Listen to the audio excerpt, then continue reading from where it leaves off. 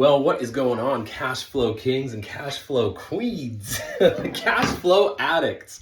Just going to pop on here really quick and share one of 3 ways that you can spot without even hopping on a call with me. So if you speak with another fulfillment company, or if you're talking to someone who claims that they have an agency or something, there's 3 ways to easily spot whether a e-commerce company or agency is actually just trying to lie, manipulate, or at the very least be ambiguous about some of the things that they claim. So first and foremost, look for traditional sales tactics.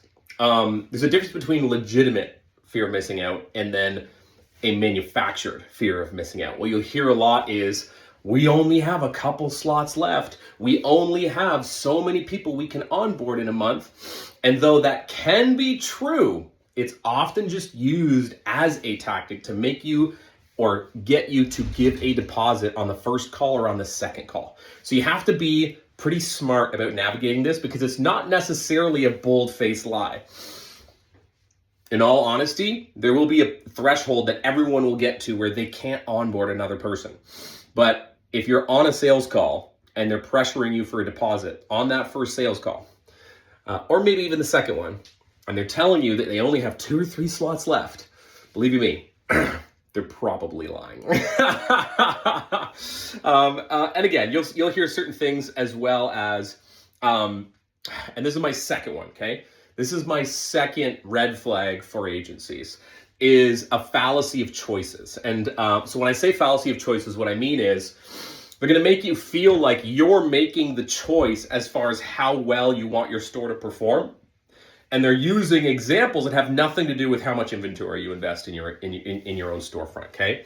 So they'll say something like, oh, we have a 80-20 offer, or a 75-35 offer, or a 65-35, I should say 65, 70-30, 65-35 offer.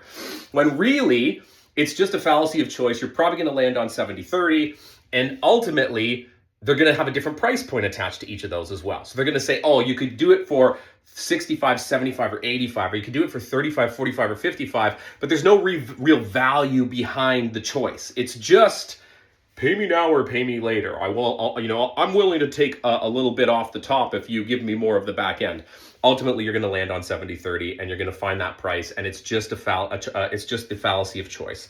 And thirdly, and this is the most important one, people, the most important one, because those 2 could be potentially legit, okay? If they ask you to give them money for inventory, massive red flag. You are the one in control of this. It's your LLC, it's your EIN, it's your Florida or Texas state or whatever tax resale license, it's your Amazon account information, it's your bank account information. So why on earth would you not have a supplier in your name for your store and your inventory? So ultimately, if they're asking you to give them the money for inventory, massive red flag, run the other direction.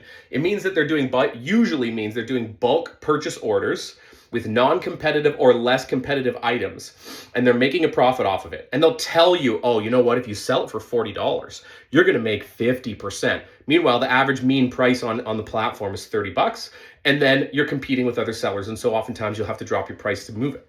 And ultimately, what ends up happening is they mislead you about the value of your inventory after purchasing it, after marking it up, making sure they're making money off you on the front end, and then it's not competitive on the marketplace. All of your inventory should have original purchase orders. And the other thing with this, big problem with this, is if you can't provide a supply chain verification from the original manufacturer and or supplier, Amazon is likely also to reject that as far as a qualifier if they ever have someone challenge the validity or the authenticity of the item that you're selling, which happens. It happens.